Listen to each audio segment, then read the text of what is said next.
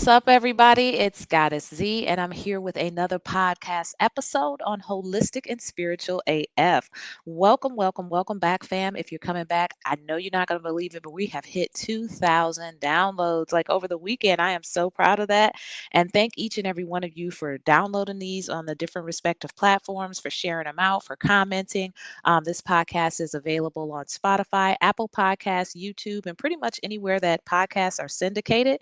And we talk about all sorts of things such as ancestral wisdom, healing, metaphysics, how to activate your divine feminine code. So if this is your first time hopping on this podcast, be sure to stick around all the way to the end if you're into those topics that have to do with the mind, body, spirit integration, because that's what we talk about over here. I always say that every podcast episode. If either one of those things are out of balance, then we are out of balance. And it's so true. Okay. So be sure to stick around all the way to the end because today's podcast episode is going to be me coming in solo with episode 61. Wow. Like this is just like growing so fast. And I'm so grateful for that. And today's title is From Sirius to the Soil, the Science of Ancestral Power. Okay. And of course, we're taking this from an Afro-Indigenous perspective because I'm all about the ancestors and I'm all about, being able to reclaim and remember what's inside of our DNA and our bloodline. So, we're going to be talking about what if science and spirituality were never separate. In this episode, we're going to explore the bridge between cosmic intelligence and ancestral earth wisdom, from the Dogon Tribe's connection to Sirius A and B to the ancient technologies of Kemet and the Atlanteans, all the way down to the earth mounds and sacred landscapes that hum with ancestral memory. Discover how your bloodline is a living technology, one that remembers the stars, the soul, and the sound of creation itself. We're talking energy, frequency, DNA, and ritual, how quantum science echoes what Afro-Indigenous cosmology have always known. Okay, so we're going deep in on this one. And this one is going to be so deep because there's a lot going on in this. And I actually decided to have the next class based on this. So the next master class is going to be on Wednesday, November the 19th at 7:30 p.m. Eastern Standard Time. And I will have that information down in the description, as well as how you can find me on social media and my website to check out the spiritual consultations, books, classes, all that good stuff, and social media as well. Okay. So without further ado, let's jump into it. So today is going to kind of just be like a precursor into the actual class itself, but we're still going to cover a lot of meat. You know how I do. Okay. Anybody that knows me knows that you're going to end up coming out of here with some, like, some pretty good knowledge. Okay. So we're talking about From Sirius to the Soul, the Science of Ancestral Power. And the reason I decided to do this episode is because I was actually inspired by my own TikTok video that I did.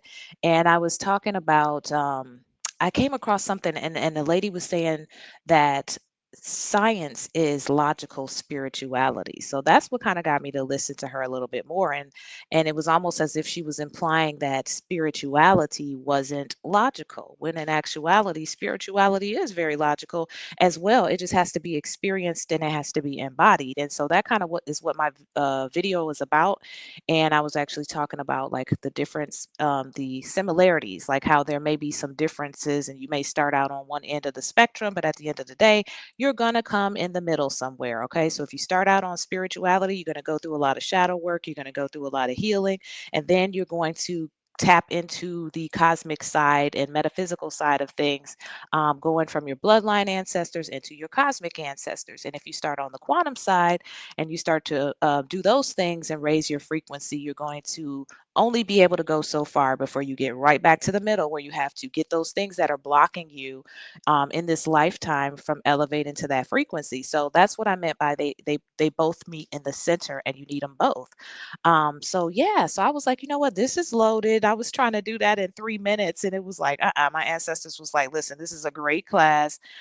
Go for it. And then I was like, it's also a great podcast episode too for people who may be feeling called to something different. Like everything that I do, and these podcast episodes and classes and videos and everything is to help to activate codes in the ones that are meant to receive it, the information. So that's the only reason and my only purpose for doing that, because that is a big part of my purpose, and helping the ones that are ready to activate. And I remember when I started my journey, I'm grateful that there are teachers along the way and classes and places to go, but honey, it was not as widespread, particularly people that look like me in the beginning, where I could go and get access to this information on YouTube. And we definitely didn't have all the social media that we have now today.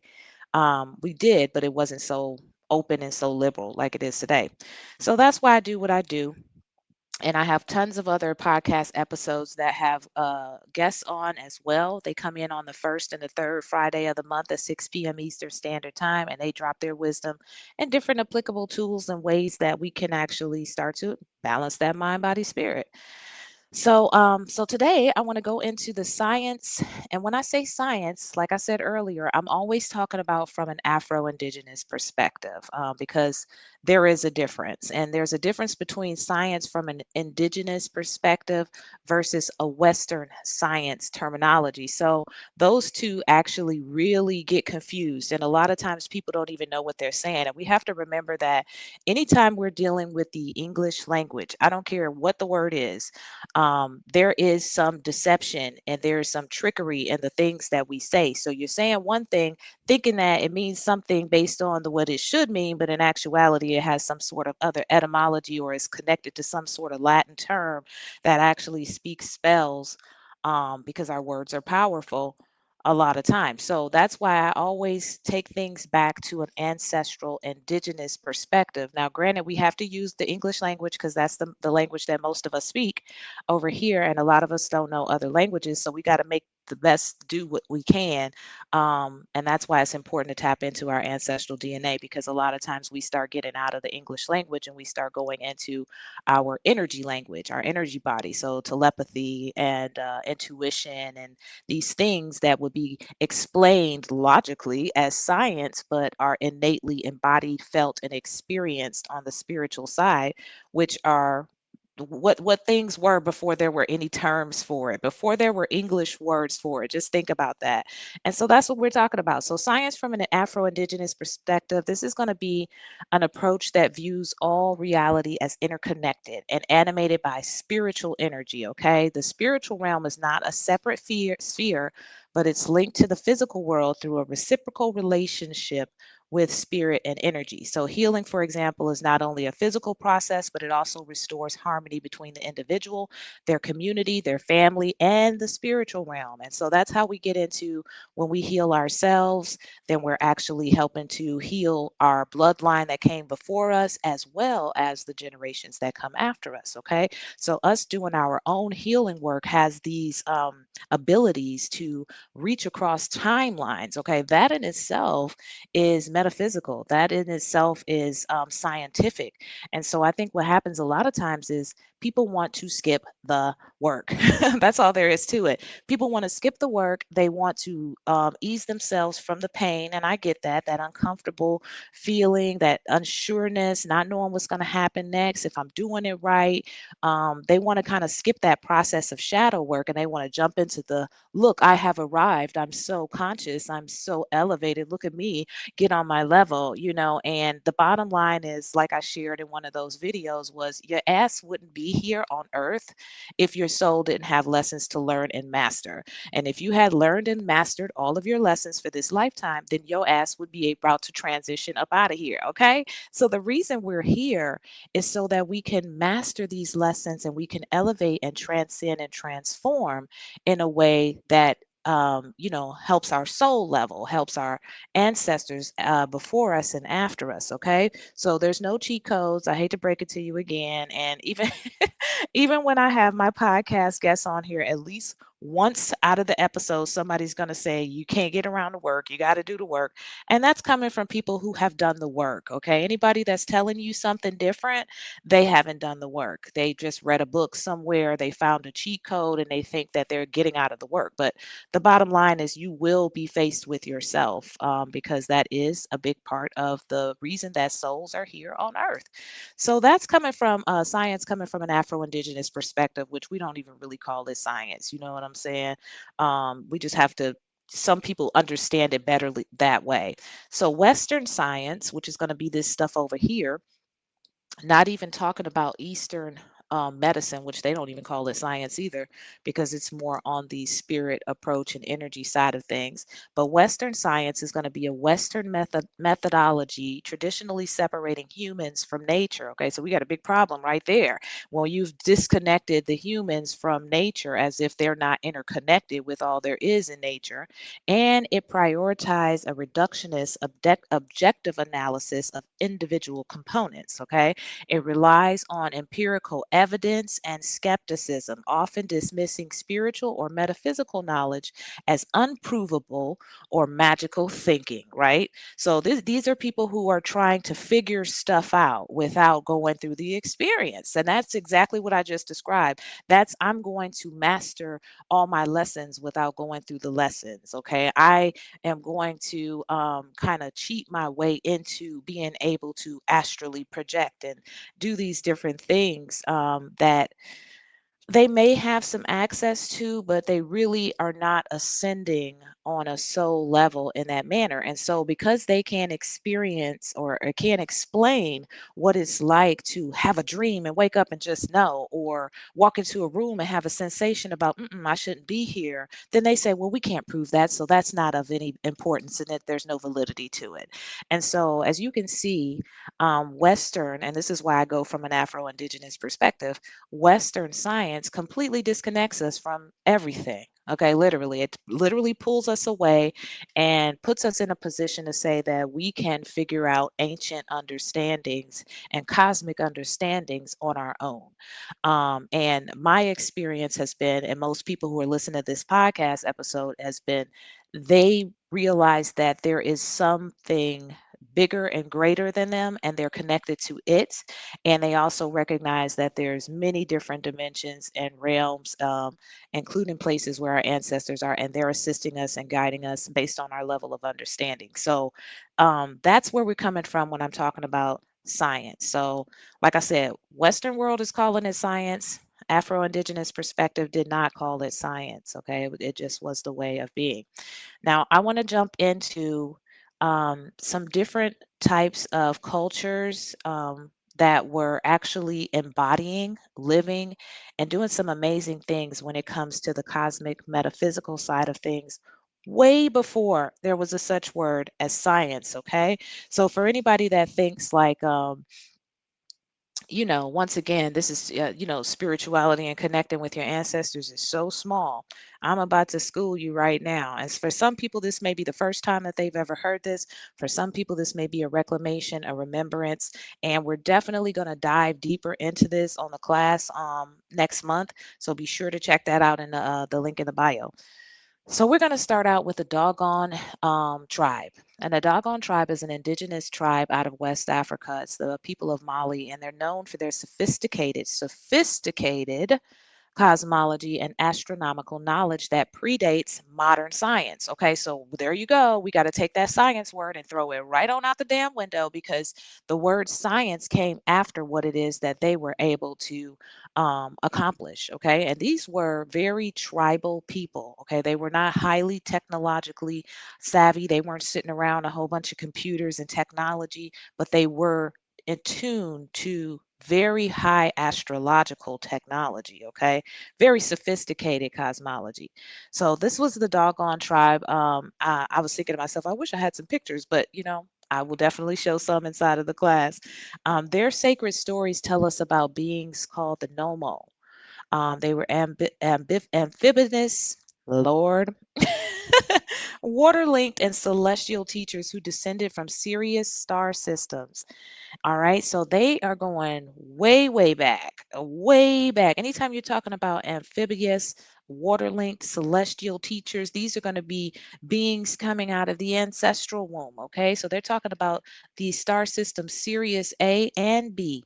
And it's been said that in Western science, they don't even really notice Sirius B until many, many years later. many years later and fairly recently. Okay, so this indigenous tribe of the Dogon people from Mali and Africa, they had these relationships with these other beings, and they told these serious stories and all of this stuff. So like I said, Sirius is a star system that contains two stars, Sirius A, which is visible, and Sirius B, which is a dense white dwarf. Okay, the Dogon described it as the pole Talo as a tiny, heavy star that takes about 50 years to orbit around Sirius A, centuries before Western astronomers confirmed this in 1862. So they didn't just track the sky, okay? They weren't just up there looking at telescopes and trying to see the star systems. They actually had relationships with these beings from the star systems. Now, that's an amazing concept in itself because can't say that. It's like we're supposed to be so high advanced and so technologically savvy that and so connected to everything around the world, but I haven't heard any stories or come across anybody saying that they've had relationships with beings from those star systems. And the reason why is because these people were so interconnected with nature and everything around them, which means that they were not only connected with the roots of the soil and the earth and the rivers and the oceans, but they were also connected with the wind, the air, the stars, the cosmos, and even the planets. So their consciousness had to be so highly elevated that these beings trusted them, that they could come down here and they wasn't going to hurt them or try to do, some scientific experiment on them. And this was able to be confirmed back in 1862. Okay, now that's just hitting it out the gate. That's super high science right there. Okay, so the Dogon tribe was like very tribal, and they were rocking it out with beings from Sirius A and B. Okay, so they didn't separate science, okay, tracking the heavens from spirituality or ceremony and myth and ritual. The two fed into each other. It just was, okay, a result of what they were doing and how they were living on the planet energetically, who they were, what they embodied, the rituals that they practiced, the reverence that they had for the earth and for nature, and then their ability to also interact with these beings from other planets. They didn't say, "Oh my God, we're doing science over here and let's quantum leap into that." No, it interconnected, So they were doing things that we would describe today in English language as metaphysics, science, quantum leaping experiences, and things like that, and also doing things that we would consider as spirituality, but for them it was a way of life. Okay. So that was one example, and that was like one of the oldest as well. We're going to actually go in chronological order with this. So they were rocking out with sky literacy and star ancestry. Okay, so now we're going to talk about the Atlanteans. All right, this one right here is pretty dope too because this you see a lot of on social media, and I appreciate the videos that people have come out to kind of give us a visual reference of what the Atlanteans may have looked like and what Atlantis looked like. But these were considered the energy of visionary mystics. They were frequency keepers. Okay, Atlantis is described by Plato as a civilization of great power and advanced knowledge, often interpreted as allegory of a spiritual fall. So a lot of the esoteric traditions that came out of here, especially in African, Egyptian, and Lemurian mystery schools, treat Atlantis as a memory of time when humans lived in higher frequency and unity consciousness. Okay. So clearly we're not there now, and we know why. As long as we got people like Sexy Red running around here and Diddy and shit, we done got way off of that. Okay. And not to laugh and make fun of it, but this is the kind of stuff, me being a seeker, that makes me say, well, how the hell did we get from that to this? Because, these sorts of experiences and times of existence, they fascinate me, but the cool thing about it is that now we're in the age of Aquarius. Okay, so like I'm kind of answering the question like skipped ahead. So now we're in the age of Aquarius, which the veil is being lifted for a lot of people. We've talked about that a lot. And also, more people are being called to something deeper. They're tapping more into their spiritual self and they're feeling like there's got to be more. More people are leaving the church than ever in history. A lot of people deconstructing Christianity and the programming that had on them. You even have people questioning the patriarchal construct. The divine feminine are rising and activating their codes. I mean, the whole planet is going through an entire reset. And if you look at it, it's going into the direction of higher consciousness. And there's a reason for that. And a lot of that has to do with what I just talked about. We talked about the Dogon Tribe, who clearly had to be like super, super high conscious to have these beings just interacting with them all the time, like they trusted them. And then we're talking about the Atlanteans. And the Atlanteans, like I said, these were a highly advanced um, civilization, okay? And so we came from that. A lot of us came from that, and we are the descendants of that. So without getting too much further into the podcast episode, I'm going to go ahead and talk about the Atlanteans a little bit. So let's see. Some of the things that they were known for was their crystalline technology. Okay, Atlanteans work with sound, color, light, and crystals as energy conductors, like tuning frequencies to heal, store data, or communicate telepathically. My throat chakra closed today. Okay, energy grids. They align temples with the Earth's ley lines, the same global energetic network that also links the Great Pyramids, Stonehenge, and the Mayan temples. I mean, I'm just going to stop right there because we're not doing stuff like that today. We're so caught up in a Western society colonized way of thinking, which is go to work, go get something to eat, go have fun, be distracted, that nobody's thinking about the conscious ideas of everything having some sort of conscious connection to everything. And that when you build something, you're going to build it on a grid line so that it taps into the Earth's power centers that's connected to Sirius. Okay. So they were so highly advanced with their technology. These are things that they were doing. And then, of course, their crystalline technology, not only were they using crystals, which a lot of people you see using crystals for that reason as a form of energy conducting, but they also use sound, light, and color. Those are also forms of energy and frequencies as well that hold data. And of course, they were able to communicate telepathically. And I love that. Imagine if we could do that. It'd be a real quiet ass Earth. It'd be a quiet Earth, but people would be saying all kinds of stuff. It'd be very interesting. So we talked about the energy grids. Let's see. They also had a very high moral science. They believed power, aka science, must serve the divine order, spirit. And I love that. So when ego interrupted that, the balance, the civilization fell. All right. So once people started getting into me, I, is when this civilization fell. But everything that I just described there was interconnected. It was power. It was energy. It was grid lines. It was science, sound, lights, crystals. But then at the same time, it was, hey, if this stuff doesn't serve spirit and the divine order, then we ain't doing it. Okay, so at the end of the day, yes, there may have been what some people considered as science, which just actually was science to serve a higher consciousness, a higher existence, a higher spiritual living. Okay, and that's the Atlanteans. All right, a lot of times spirituality just isn't talked about enough. I think that people just don't think it's cool enough when really it's the original science, high technology. You just have to tap into it.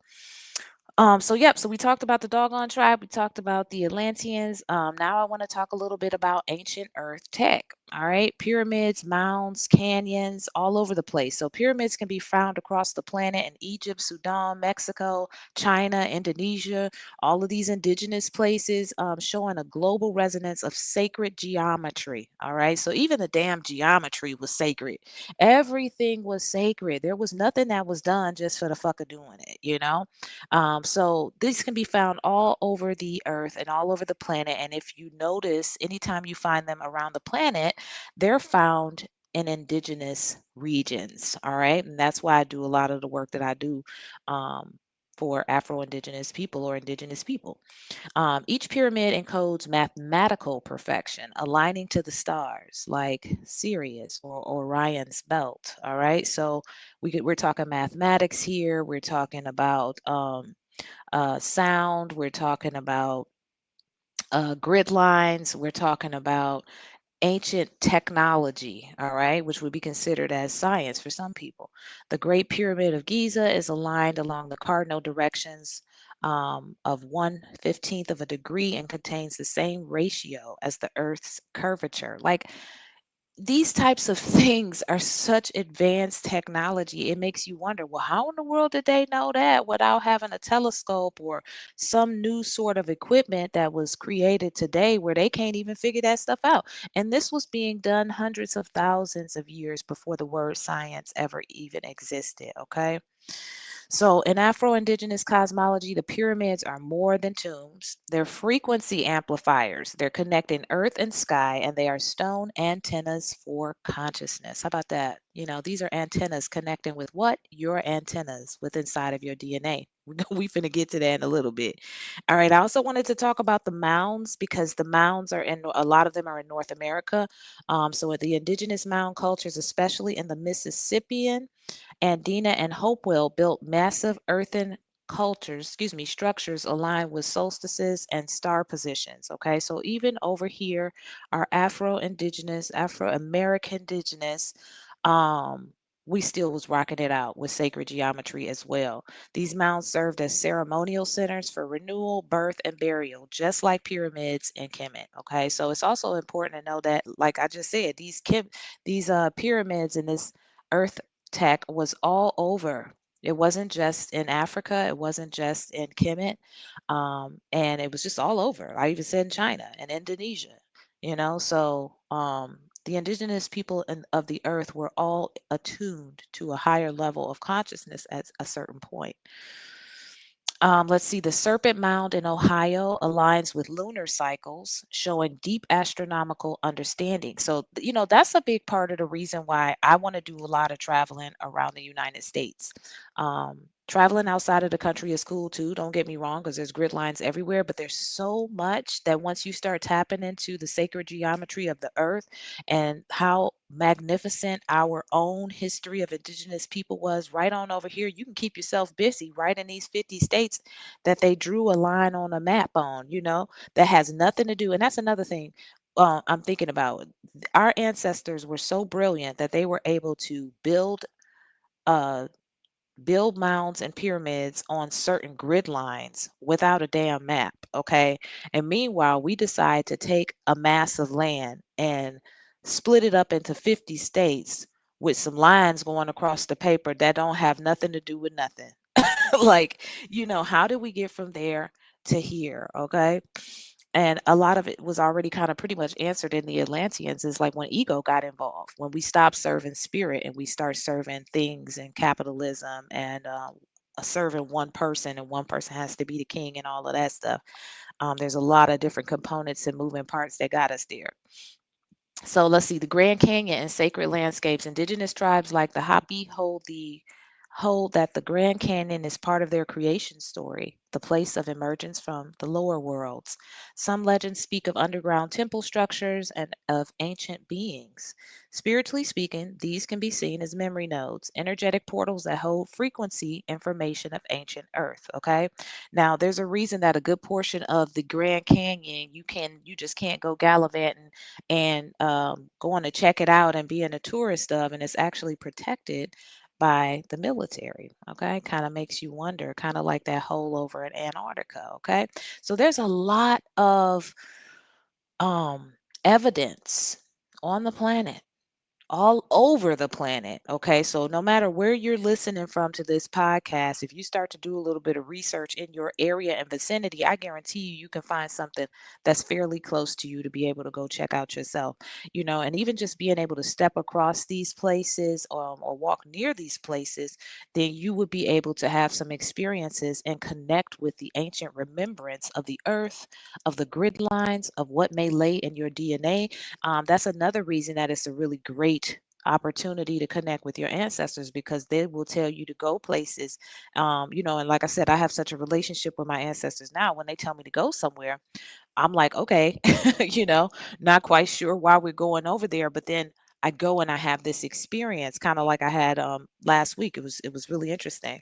So yeah, so connecting with our ancestors through visiting some of these sacred places also is a way to activate your DNA, okay?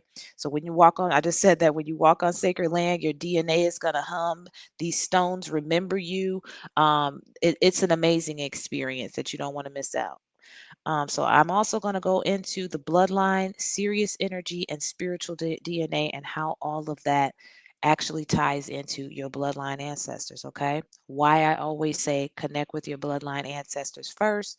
They're going to help you to heal that trauma. They're going to help you to be able to attune your energy body so that you can hear things. You're going to learn practices and start doing things that's going to help you to heal as well your energy body.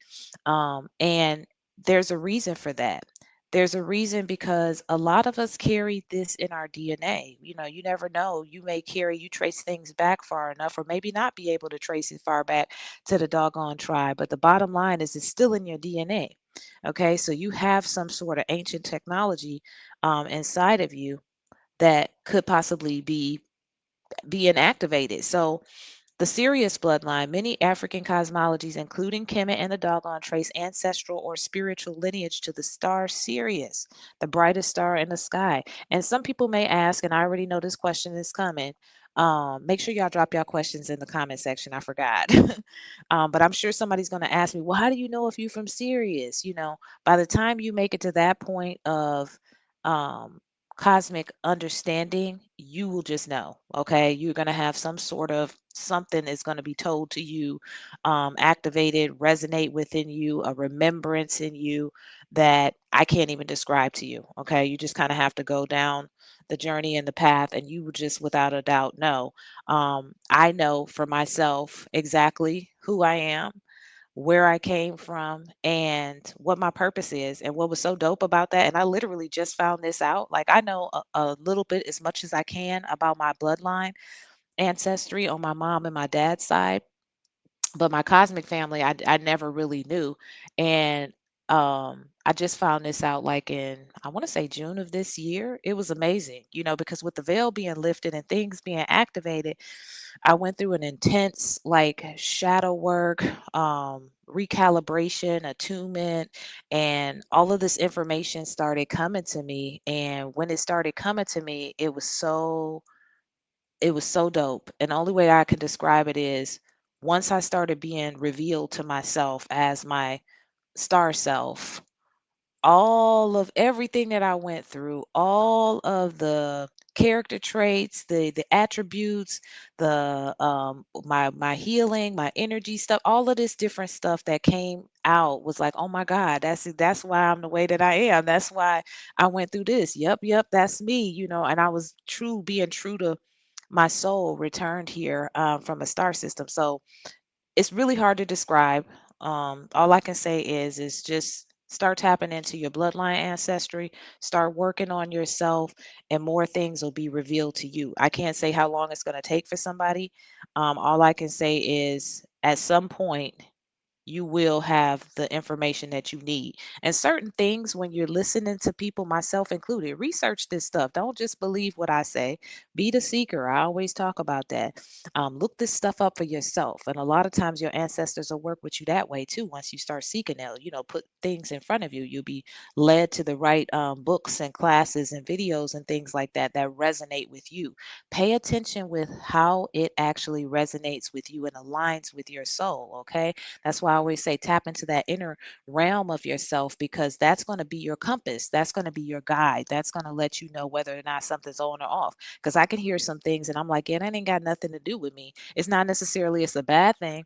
It's just that that's not, I can't resonate with that. And then there's some things that people may say and they explain, and I can resonate with that, but it's still not for me. You know what I'm saying? I'm like, okay, yep, that makes sense. That may be their understanding of it, and then there's some stuff that's just, like I said, completely off, and like somebody doesn't know what they're talking about it. You could tell that somebody's trying to learn their way into embodiment. And, it is what it is. That's like a protection mechanism for me to know. Um, just because a person has the knowledge doesn't mean that they're applying the knowledge. And also sometimes people can have knowledge that they're not meant to have. Like you learning things that don't have anything to do with your lineage, and now you claiming that. You know what I'm saying? And that could be completely against what it is that is actually in your bloodline and what star system you came from. So Definitely connect with your bloodline ancestors. They're going to take you on the journey. And like I said in the last podcast episode, is that with the veil being lifted, it doesn't have to take that long. That's what I love for you guys. Because for me, like I said, it took me right on up to elder training. But you know what? I'm grateful to be here on the other side. And like I said, knowing what I know and found out in June, oh, it just gave me so much clarity because I was like, oh, it explained everything. Like my life had to happen this way. It couldn't have happened any other way. And I'm grateful for it because my ancestors led me through the whole thing. So some people may be carrying serious bloodlines. Some people may be carrying cosmic codes, from other star systems as well. Your body is an ancient technology. Your DNA is an antenna for cosmic memory. That's what I just talked about.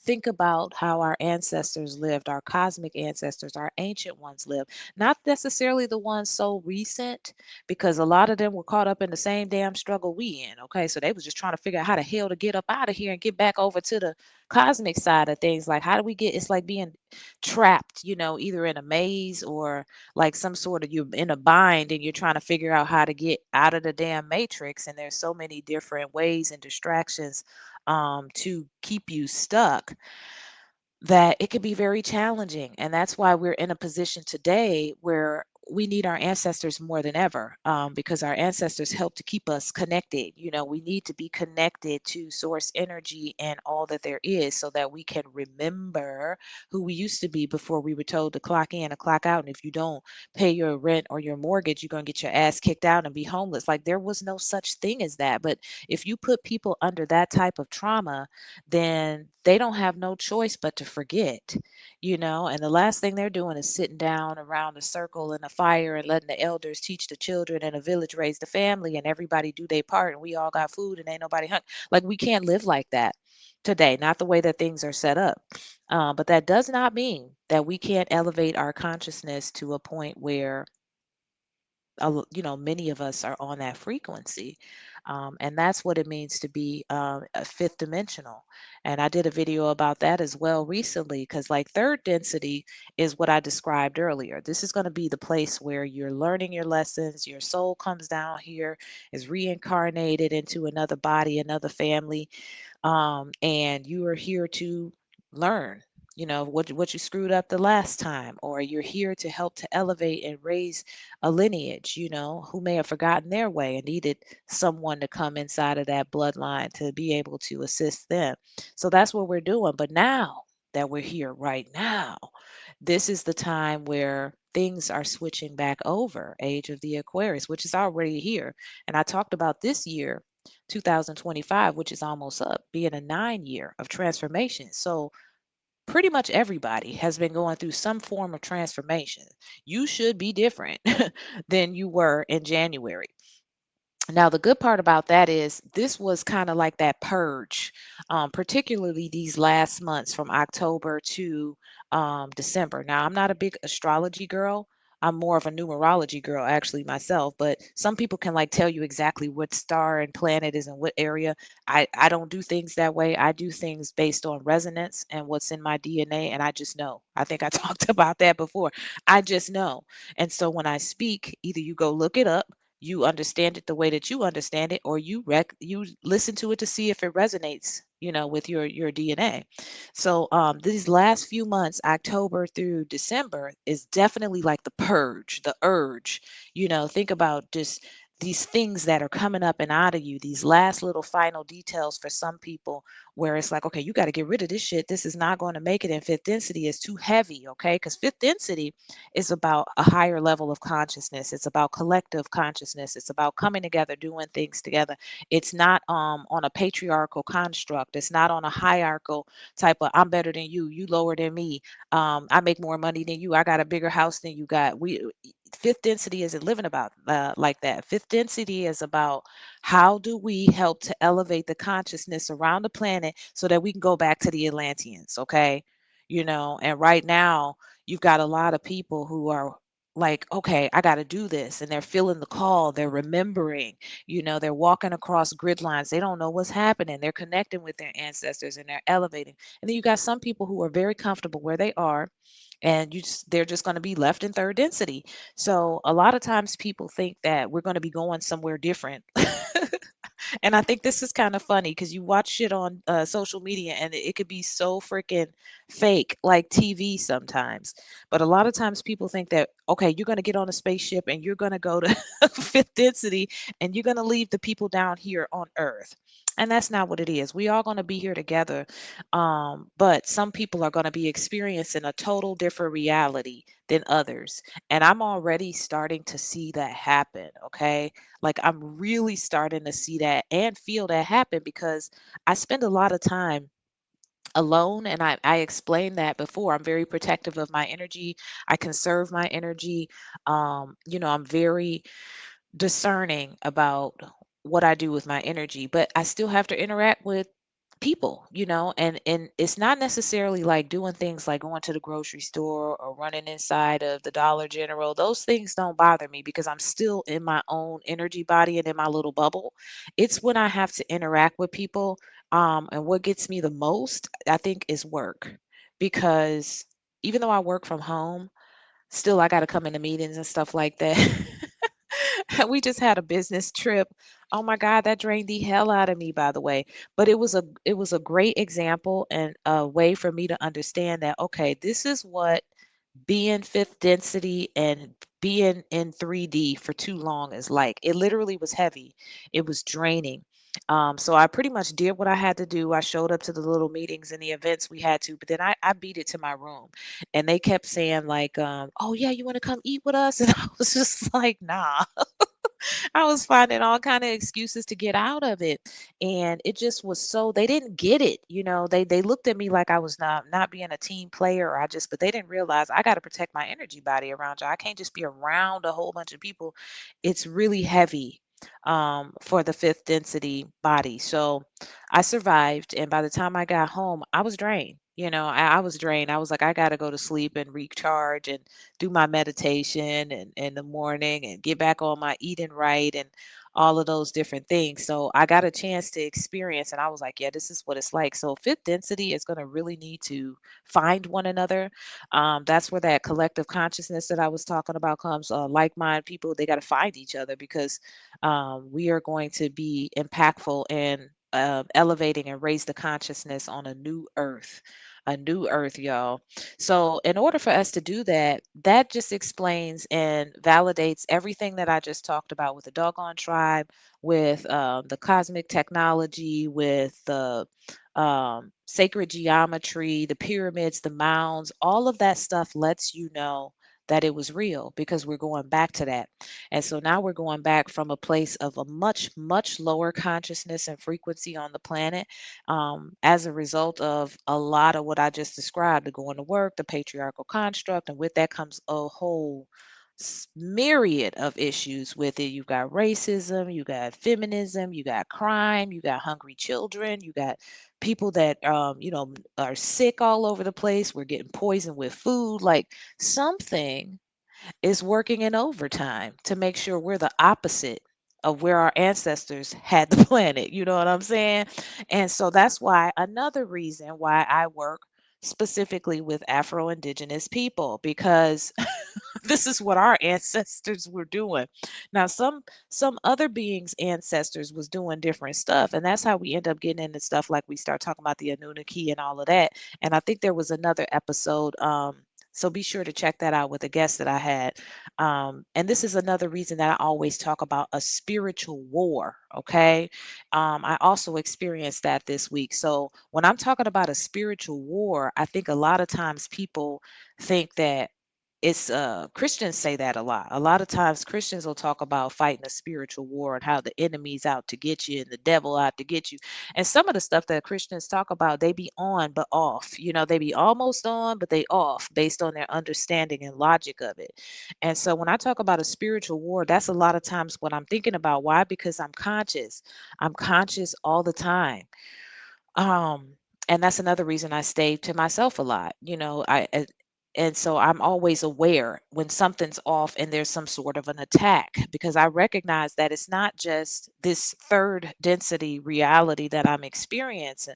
I'm experiencing life as a soul. I'm tapping into my ancient technology that's in my bloodline. So therefore, I'm interacting soul to soul with some people, and some people haven't activated theirs. And that's when I talk about the NPCs, okay, the non-player characters as they call it. And the way that you can think about those, for those who don't know what that is think about an extra in a movie. Okay. So, like, you're watching the main characters in a movie, they're talking, and then you got all these people in the background, or you got somebody, they're in a store somewhere, and then you got somebody just standing back there that doesn't, like an extra. That's an NPC, except for these people are people who are interactive in your life, but they have not activated any codes. They're not doing anything to elevate their consciousness. And so, therefore, they can be used as a host, okay, like an empty vessel at any time for another entity to drop into them. Okay, so let's say you're standing here, Miss Light Body, and you're all activated and conscious, and you standing at work and waiting to get something. Right now, all of a sudden, this person comes beside you and they say something in a passive aggressive manner to try to pull you out of your light, right? And this person may not have a clue what they're doing. They just may be being activated by some sort of an entity. And now, on an energetic level, you've got to, defend your light body in a certain way without getting fired. It's kind of interesting, And so I kind of went through that this weekend too, because I saw that they did not like the peace that I had with inside of myself, my ability to be strong and soft at the same time. No need to yell. You're not going to get the reaction out of me that you want. I know how to have boundaries. I know how to say no. Remember, we talked about being an embodied divine feminine. So that's who I am. I'm a sovereign divine feminine. So you're not going to get me to do what you want.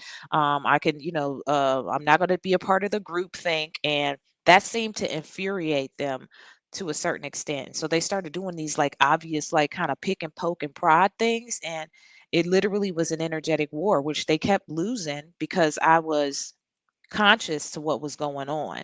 So things kind of ricocheted off of me and back onto them. And I came back home and I was like, man, that was a spiritual war. No wonder I was damn tired.